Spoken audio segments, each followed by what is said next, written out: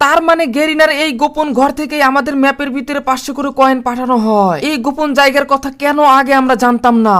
আপনি কি জানেন এই টাওয়ারের এই দরজা কেন এইভাবে বন্ধ করা? গেরিনা আমাদের কাছ থেকে কি লুকাচ্ছে?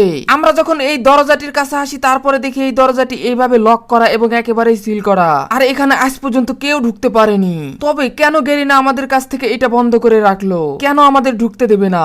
এর পিছনে মূলত কি রহস্য রয়েছে সেটা আজকে আমরা জানবো। আমরা এই দরজার সাথে একটা সিল দেখতে পেয়েছি, ওখানে একটা ক্লু দেওয়া আছে যে এটা পোর্টালের মাধ্যমেই এর ভিতরে ঢোকা যাবে, আর সেই পোর্টালটি রয়েছে এই পাহাড়ের নিচে। তবে আমাদের ধারণা ঠিক নাকি এটা আমাদের যাচাই করার জন্য আমরা কিন্তু এখানে অনুসন্ধান চালাচ্ছি। তবে শেষ পর্যন্ত আমরা এখানে খুঁজে খুঁজে দেখবো যে আসলে পোর্টালটি কোথায় গেরিনা লুকিয়ে রেখেছে, যেখানে আমরা আসলে খুঁজে পাবো এবং সেই বদ্ধ ঘরে যেতে পারবো। আমি এই পাহাড়টির নিচে, পানিতে, উপরে সব জায়গায় খোঁজাখুঁজি করতেছি, কিন্তু আশেপাশে তেমন কিছুই পাচ্ছি না। তোমরা জানো ইতিপূর্বে এখানে আমরা অনেক কিছুই দেখেছি, আবার অনেকবারও এসেছি, কিন্তু এখন পর্যন্ত এখানে কোনো কিছুই খুঁজে পাওয়া যায়নি। তবে আজকে আমি একেবারে ভালোভাবে খোঁজাখুঁজি করতেছি, একেবারে এগুলো সুড়ঙ্গ যত যা আছে সবকিছু। আমি নদীর দিকে কিছুক্ষণ নীরব হয়ে তাকিয়ে থাকলাম, হঠাৎ করে পিছনে তাকিয়ে দেখি আরে ভাই এটা কি?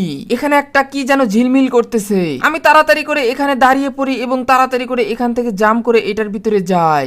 এখানে যখনই আসি তারপরে দেখি আরে এটা তো টেলিপোর্ট লেখা, তার মানে অবশেষে আমরা পেয়ে যাচ্ছি, ওই ঘরেই মনে হয় নিয়ে যাবে। আবার এটা আমাদের কোনো গোলক ধাঁধাও হতে পারে। এখানে আমি যেতে পারছিলাম না, তাই দাঁড়িয়ে যখনই টেলিপোর্ট করি হঠাৎ করে দেখি আরে এটা কোন জায়গায় আসলাম আমি তাড়াতাড়ি করে আশেপাশে তাকিয়ে দেখি আরে এটা তো মনে হয় সেই টাওয়ার যেটার কথা আমি বলছিলাম। হ্যাঁ, আমি পিছন দিকে তাকিয়ে দেখি ও ভাই, আমি তো পুরাই অবাক, এটা কিভাবে সম্ভব? ভাই গেরিনা এই জন্য আমাদের দরজাটি বন্ধ করে রাখছে। এখানে লাল ড্রাম, অনেকগুলো মোমবাতি এবং অনেক কয়েনের পাহাড়। আর ম্যাচ যখন স্টার্ট নেয় তখনই আমাদের এগুলো গেরিনা পাঠিয়ে দেয় বিভিন্ন ঘরে 500 করে কয়েন। গেরিনা এবার আমি গোপন ঘরটি পেয়ে গেলাম। এখন আমি তাড়াতাড়ি করে এই কয়েনগুলো উড়াধুরা নেওয়া শুরু করে দেই। আর সবগুলো নেওয়া যাবে না, যদি আমি সবগুলো নিয়ে নেই তাহলে গেরিনা আমার আইডিটাকে একেবারেই উড়িয়ে দেবে। আর গেরিনা চায় না আমি তাদের এই জিনিসগুলো জানতে পারি। এখানে কিন্তু কম কয়েন নয়, এখানে অসংখ্য কয়েন, একটার উপরে আর একটা কিন্তু একেবারে স্তূপ করে রেখে দিয়েছে। ভাই রে ভাই, অবশেষে গেরিনার টাকার ঘর, টাকার খনি পেয়ে গেলাম আমি। এতগুলো টাকা গাইস, যারা যারা নিতে চাও সবাই এখানে চলে আসবে।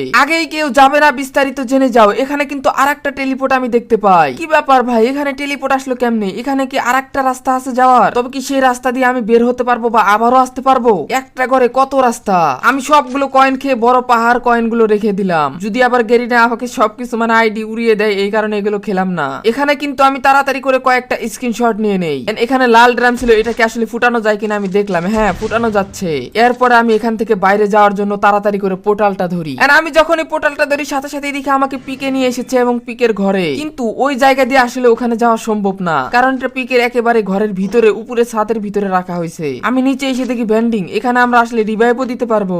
ভাই পুরো ম্যাচটাই ঘুরে দেখলাম। এরপরে আমি এখান থেকে একটা ইয়ারড্রপ লুট করে নেই, লুট করে তাড়াতাড়ি করে বাইক নিয়ে এখানে যাই। এন্ড বাইরে থেকে কিছুই দেখা যাচ্ছে না, আর এটাই সেই বদ্ধ ঘর যার ভিতর থেকে ঘুরে আসলাম। কিন্তু অনেকে আছে এখন যারা ঘুরতে যাবে এবং দেখতে যাবে এখানে আসলে কি আছে, তারা কিছুই পাবে না।